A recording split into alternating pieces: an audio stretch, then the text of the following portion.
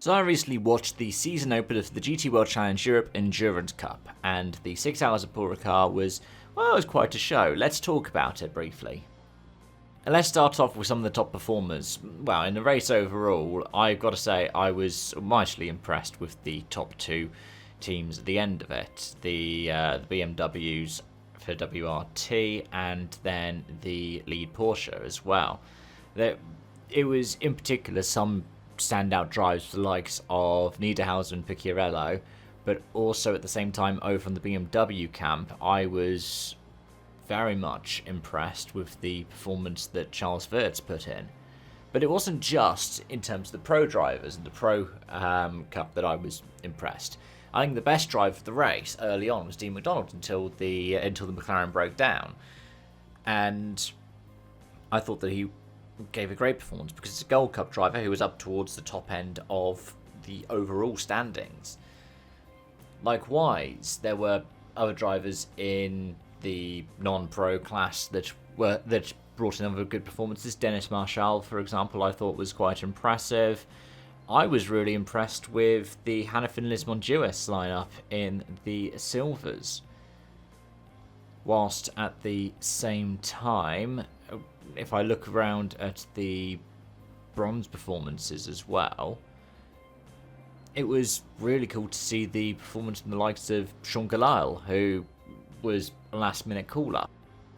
But that said, generally I was quite impressed with all of the drivers. There was very little in the way of accidents that happened in the race. There was a little bit of pushing and shoving here and there, but did we even have a safety car? I know we had stuff like 4 or 5 full course yellows, but I'm pretty sure that they were just FCYs. I don't think they ended up going to a full safety car. It ended up coming in a week where you saw the one which I wasn't particularly impressed with in the Bahrain Grand Prix. Didn't know that couldn't have been a VSC.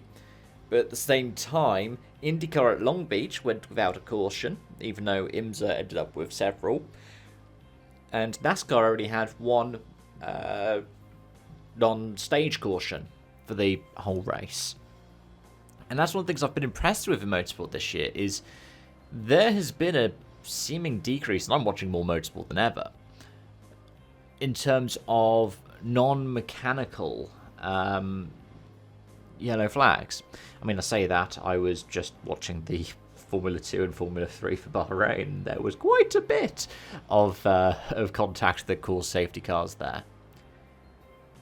But generally, like, the underperformances that I was thinking of when it came to this event were people who had a couple of issues here or there.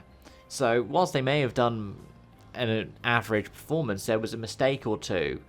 I think there was one team, wasn't there, that picked up something like 24 track limit warnings in the 6-hour race, which is quite impressive. I mean, Paul Ricard, it's quite easy to pick up the track limit stuff, and my ACC experience can tell me that much because of the way the timing loops work, but it was impressive to hear 24 in a 6-hour race. At the same time, there were some teams or lineups that I was genuinely impressed with, and even if I had high expectations for them, they more than exceeded them. The 33 team, for example, the Verstappen.com Racing, did really, really well, and they ended up getting, what, was it second in the Gold Cup?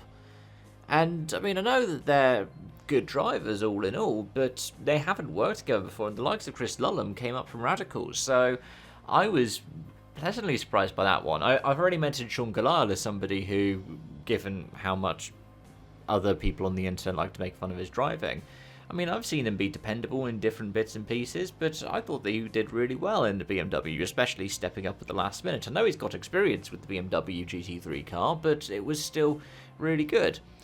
And likewise, whilst I don't think he was necessarily the strongest part of his team, I think that Finlay Hutchinson was probably the strongest part of the lineup for Suspiri. Deleda, who was pretty much nowhere in his F2 career, he did alright. He was pretty capable. He got hit in the back of at one point, which wasn't his fault. But, yeah, I mean, in the end, he wasn't as fast as the other silver crews were. I was going to say other silver drivers, but I can't remember if it was necessarily a silver driver that was doing the overtakes. But he wasn't, running around 2 seconds off the pace. I think in the end, when they got caught and passed out of the lead when the leader was behind the wheel, it was a couple of tenths a lap, was it? Which, in a 6-hour race, isn't really that much. And let's talk about the weather. The rain that never came. It was a shame that we didn't end up with rain at the end of the race. Well, we did. It was on the final couple of laps. I think with 2 laps to go, I saw a little bit on the cameras. But it only properly got heavy after the winners crossed the line. Which, yeah, that was a bit of a shame. I was expecting it to have a bit more of an impact. I think the people who had the impact on most were the top 2 in bronze, who were battling all the way to the line because they were having to battle to control the car, even if there was 3 or 4 seconds between them on track.